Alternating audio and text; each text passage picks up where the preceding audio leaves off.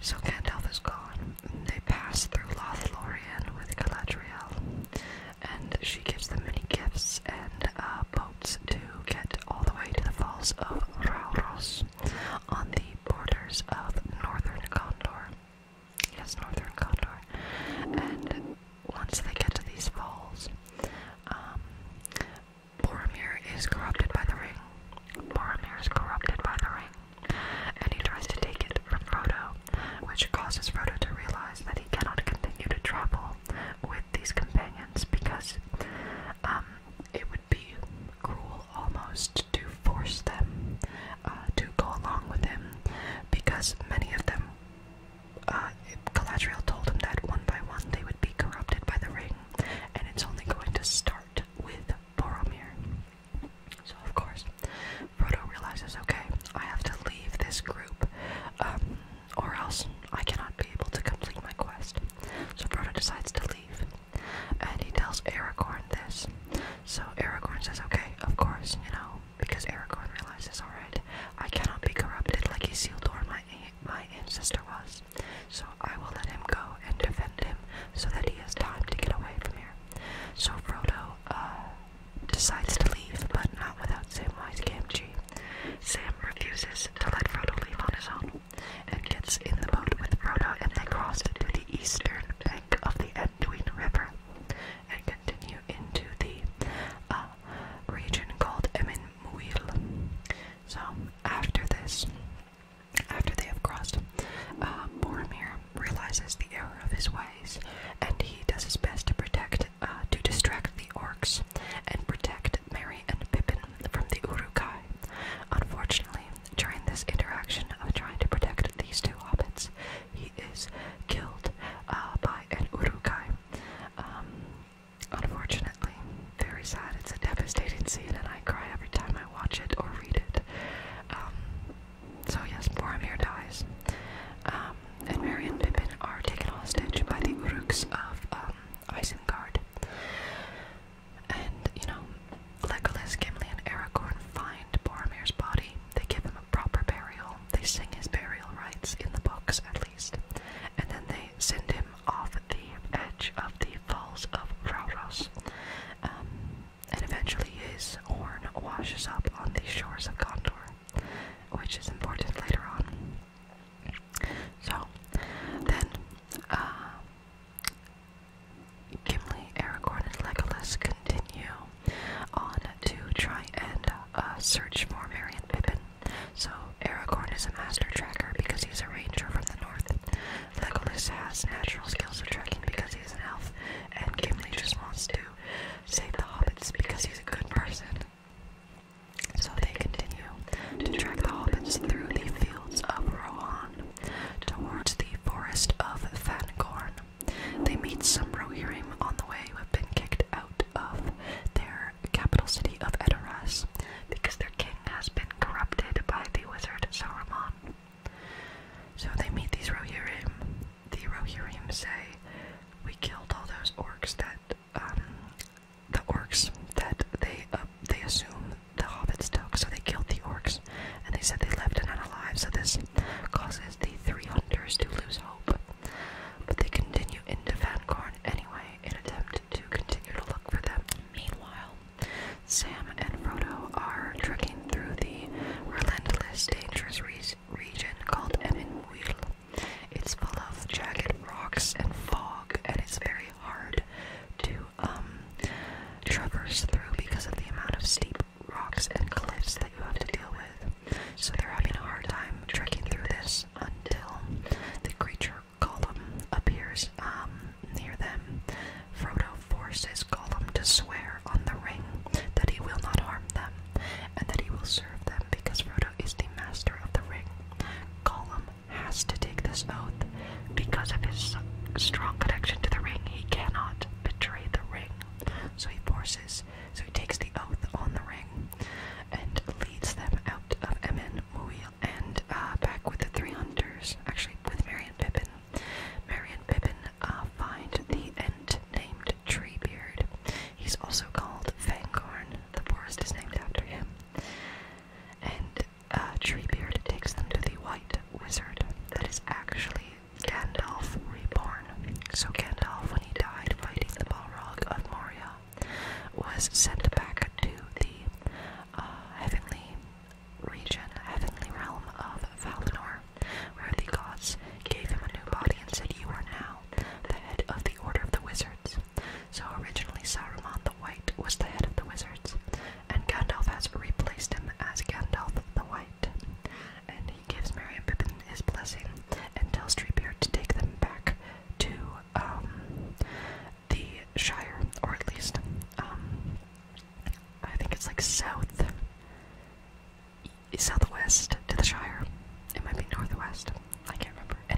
he says, like, take care of them, basically.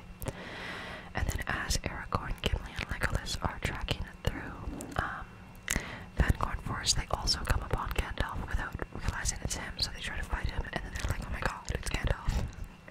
And obviously they're very happy and filled with hope for the next set of time. And then the three hunters and Gandalf ride to the city of Edoras in Rohan to talk to King Theoden, who is the king of the kingdom of Rohan. And when they arrive there, they find that King Theoden has been corrupted and cursed by the wizard Saruman. So Gandalf has to kind of expel or exorcise Saruman out of Theoden. And obviously Theoden awakens to the man that he once was and takes up arms against Sauron and the forces of evil. And this is also where they meet Éowyn. She's like one of my favorite characters. They meet Éowyn, the princess of Rohan. Well, she's not technically the princess, but she kind of is. So they meet Éowyn here, and Gandalf says, you know, Saruman is going to try and destroy Rohan. You must take a stance against him. And Theoden decides to take his people to the ancient Rohan stronghold of Helm's Deep. It's a fortress or stronghold in the side of a mountain, so there's only one way to get in, and it's through the main gate. Other than that, the end of the fortress, like the back of the fortress, just leads into the mountain ranges south of Rohan. So Theoden decides to lead his people, all of the people of Edoras, to Helm's Deep in an attempt to defend themselves at Helm's Deep because the wall has never been broken there. So as they are leading, it's like a huge population of people. It's the entire city of Rohan, city of Edoras is being led out and to Helm's Deep. So there's a lot of people, sick people, women, children, people who just can't defend themselves, old people, you know, it's a lot of people, and they're extremely vulnerable at this time. So of course, Saruman sends a scout attack a bunch of things called wargs, which are like these half wolf, half bear type things that orcs ride. And they're very vicious creatures, extremely vicious creatures. So he sends the wargs to attack them, and Theoden gathers his soldiers and tries to fight them off. This leads to Aragorn being severely wounded and lost during the battle. But not Aragorn's horse, one of the horses of Rohan who was retired, I forgot to mention, King Theoden's son Theodred actually died while Theoden was under the curse, and he didn't know, so he's extremely devastated at the death of his son, obviously. But Theodred's horse, which was retired after Theodred died, found its way to Aragorn and rescued him from where he was lost. And then as Aragorn was riding, severely wounded and like dehydrated and dying, as he was riding to Helm's Deep to meet up with his group, he saw a massive force of 10,000 Uruk-hai from Isengard marching toward Helm's Deep. So he rides faster, and this is how the people of Helm's Deep get the warning that the Uruk-hai are on their way to siege them or besiege them. So yeah, he arrives in Helm's Deep. Everyone's like, oh my god, thank god you're alive. And they prepare for battle that night. Gandalf has actually left. When the population of Edoras departed to Helm's Deep, Gandalf left to attempt to go find Éomer. Éomer is the leader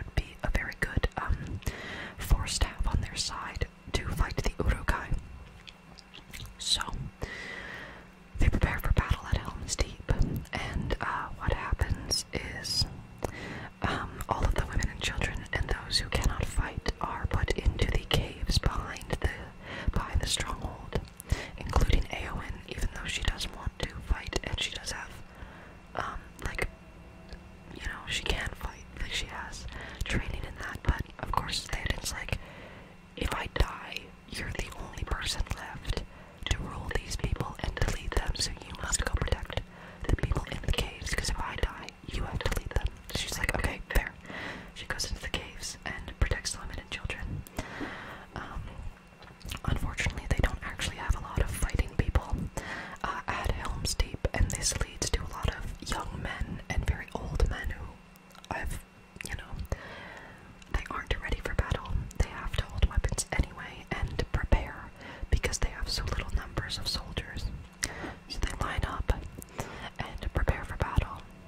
In the movies, Galadriel sends a force of Galadrim elves to help defend Helm's Deep.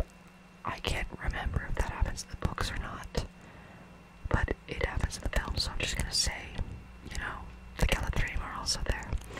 Some elves come to help defend Helm's Deep as well, because Galadriel is like, this is the last chance that we have. We have to help these guys. So, they're preparing for battle. Saruman has a man on the inside named Grima Wormtongue, who was the one that basically put Theoden under his curse in the first place.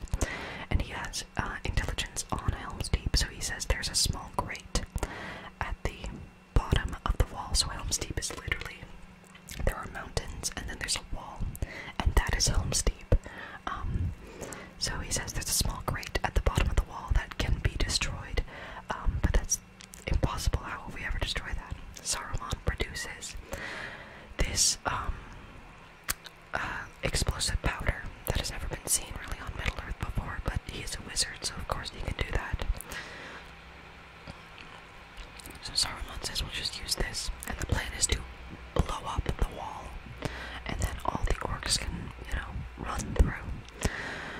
Because other than that, all they had was ladders, and that would easily be destroyed by the forces of Rohan. So there's some lead up to the battle, then the wall is exploded, and all of the Uruk-hai flood in. Most of the soldiers are destroyed or killed, and then they begin to try and ram the front gate of Helm's Deep, which is boarded up, and Gimli and Aragorn take care of that front gate. But basically, all of the soldiers are pushed back into the main hall of Helm's Deep, and so at this point they're saying, tell the women and children in the caves that they must begin to evacuate. There is a small pass in the mountains at the back of the fortress that does lead through the mountains, but it is treacherous and dangerous, and they wouldn't really be able to get out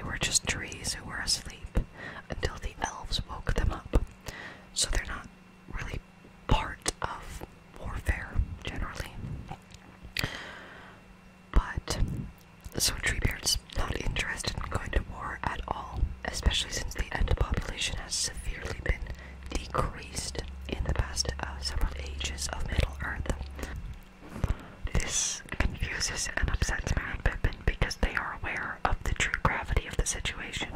If Sauron wins, everybody dies. Or at least everyone is enslaved, you know. So they force Treebeard to take them past Isengard, and when Treebeard sees the devastation that Saruman has caused, you know, Isengard has destroyed much of the already small forest of Fangorn, and he's continuing to use all of these trees to fuel his disgusting and horrible, you know, war that he's waging on the people of Rohan. And Treebeard's like, hell no. So he summons all of the Ents and another group of Ents that are called Huorns, which they cannot speak, and they're more so just like trees that move silently. So he says to the Huorns, go to Helm's Deep, defend the men there. And they're like, okay, so the Huorns can't actually walk, but they're more like a horde rather than individuals.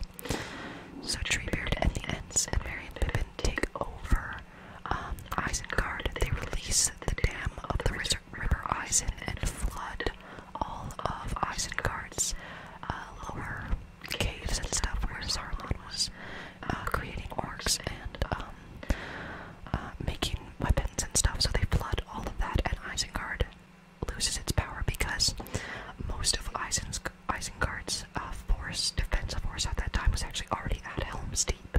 So they take out Isengard with only Saruman remaining in the Tower of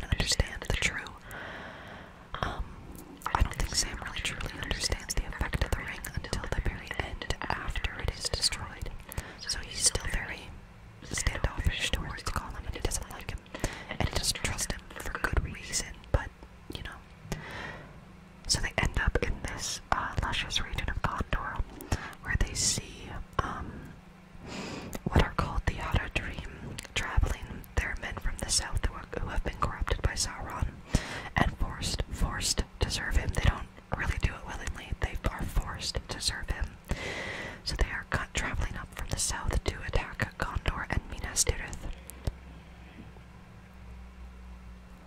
At this point,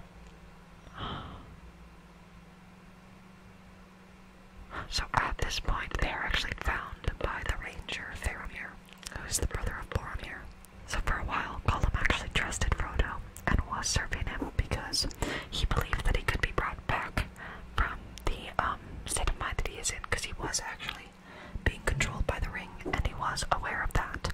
So Gollum actually was friends with Frodo for a while and wanted to help him until he was betrayed by Frodo when Frodo called him over after Faramir was like, "Do you know this creature?" Blah blah blah. So Gollum no longer trusts Frodo and now just wants the ring for himself.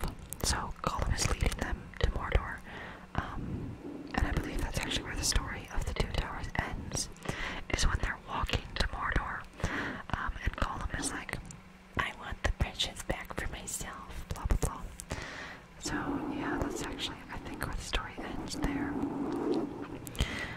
And then of course, in the other part of the world, with Merry, Pippin, Gandalf, Aragorn, Gimli, Legolas, and the Eowyn, Eomer, Theoden, all the people of Rohan, they are all debating whether or not to go to Gondor to back up the forces of Gondor and defeat Sauron together. So yeah, that's basically the Two Towers, and then of course that leads into the last book, The Return of the King, which I will talk about in the next video. So yeah. Okay.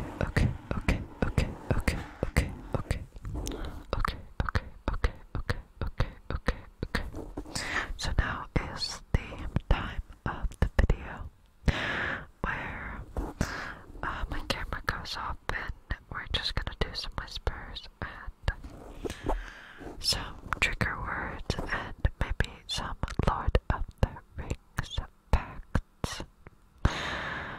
Okay.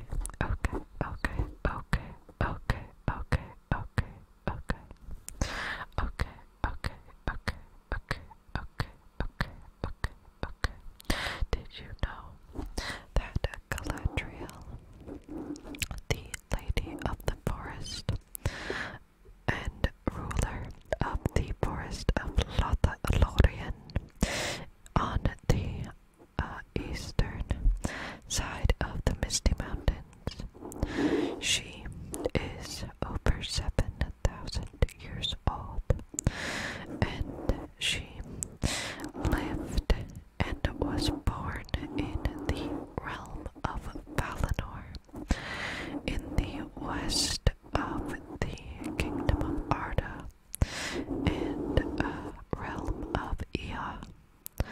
So she is one of the oldest elves in Middle-earth.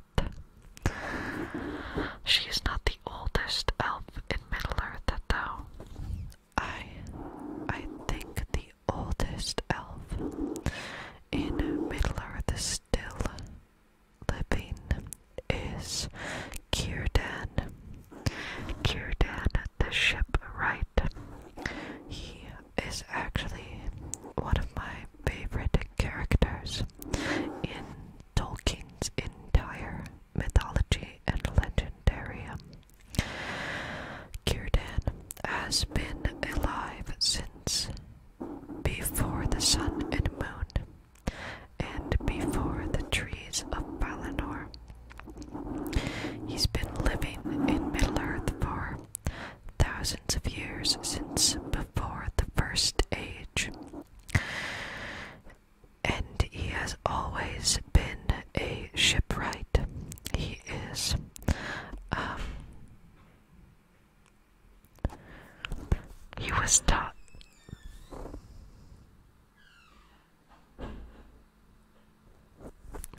he was taught by the god Ose. Ose is not actually really a god. He is, but he's more like a demigod.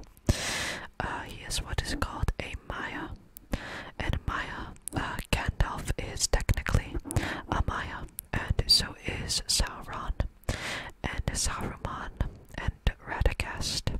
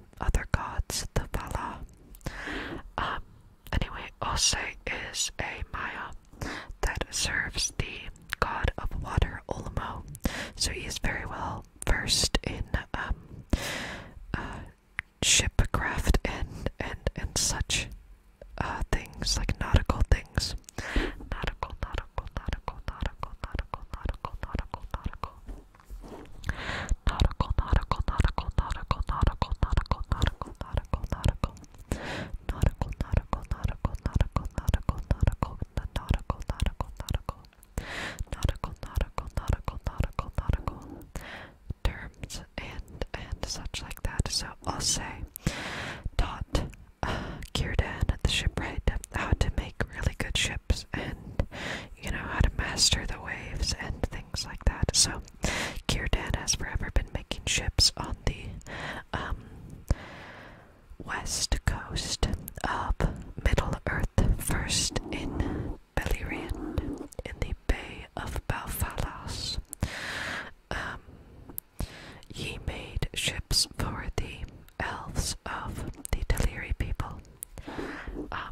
And then when the Noldor returned, he continued to make ships for all elven people, and also to give advice to rulers and fellow shipwrights. And he actually raised a few kings of the elves. He raised Gil-galad of the elves, of the Noldoran elves.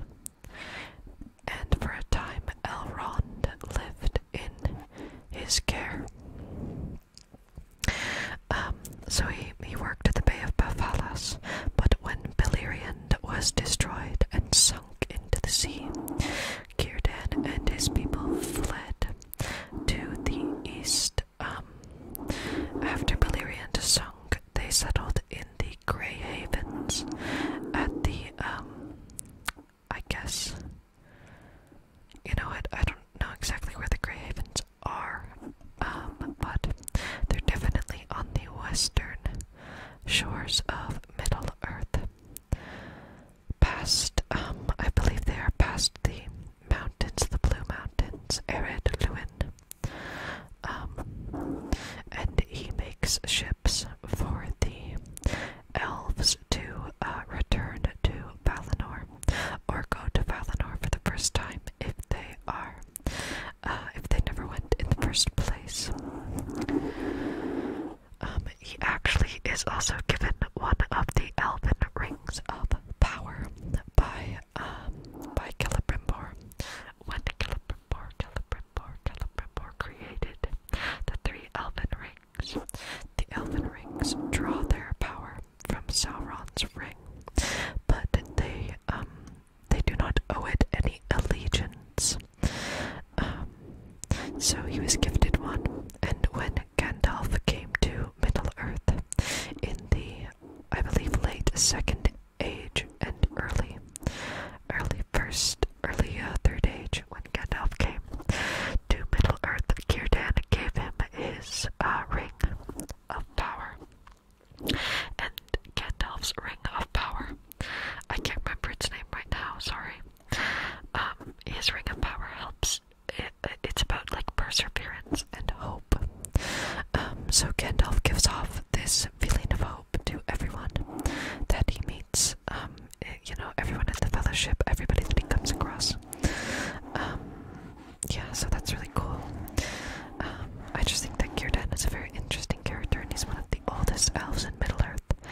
And something I think is fascinating, he is one of the only elves in Tolkien's writings that is confirmed to have a beard, which might seem like a stupid thing to say, but it is. Tolkien was very what's the word? Detailed when describing the appearance of the different races. Like, obviously all dwarves. I believe he even said that all dwarves, including female dwarves, have, lots of hair, including beards and sideburns and such. And most elves, all elves, male and female, had long, flowing hair. And, this kind of regal, they're all tall and stuff like that. Like, he was very detailed about it. So, and he also stated that all elves, including men, because it's, that's like taboo for men in our society. He said all elves, they are generally clean shaven, except for the extremely old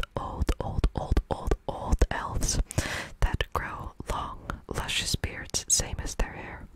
So Círdan is old enough to be an elf that is considered, old enough to have a beard. So I hope that gives you some perspective on how old he is. And cool. He's very cool. He was given special wisdom in his life because he just like every other elf feels a calling to Valinor, to the blessed realm, the immortal realm, because he is an immortal being. So he feels this special calling, and he desperately wants to sail one of his ships to Valinor, but he stays because the gods gave him a vision basically and told him that he would be the one to send all of the rest of the population of elves to Valinor, like he has a purpose, a duty to them before he can travel to Valinor himself. So yeah, I just talked about Círdan, the shipwright, for the rest of this episode, or this video, but I hope that's okay. I hope that you like that. I love Círdan. I might actually make a whole video just about him because I find it really fascinating. I hope you enjoyed this video. If you did, please give it a like and hit the subscribe button. It's all really appreciated. There's more LEGO LFDR coming soon, so look out for that. Thank you so much for watching. Thank you, thank you, thank you, thank you, thank you, thank you, thank you, thank you, thank you, thank you, thank you, thank you, thank you. I hope you all sleep very well. Good night, good night, good night, good night, good night, good night, good night, good night, good night, good night, good night, good night. Good night, good night, good night, good night, good night, good night, good night, good night, good night, good night, good night, good night. Okay, okay, okay, okay, okay, okay, okay, okay, okay, okay, okay.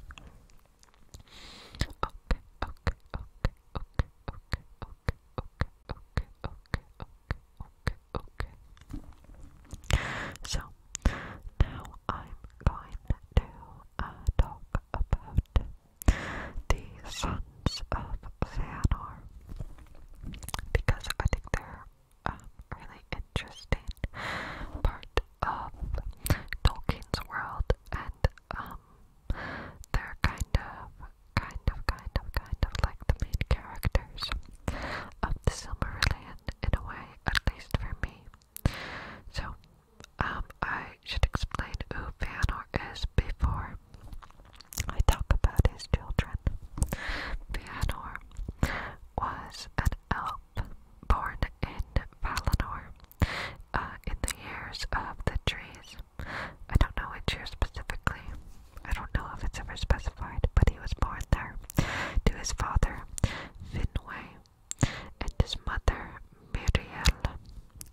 Unfortunately, Miriel dies in childbirth because Fëanor's spirit is so strong that it actually reduces her health a lot. And, well, she doesn't technically die, but she goes kind of like into a coma. And, she's one of the first elves to ever, like go through something like that, like die like that, at this time, because it was really uncommon, because the elves were so young. So, unfortunately, Fëanor's mother dies, and Finwë and him grieve for her loss. But later his father does actually remarry a woman named Indis, and he has 2 children with her, who are Fëanor's younger step-brothers, Finngolfin and Finarfin. So, when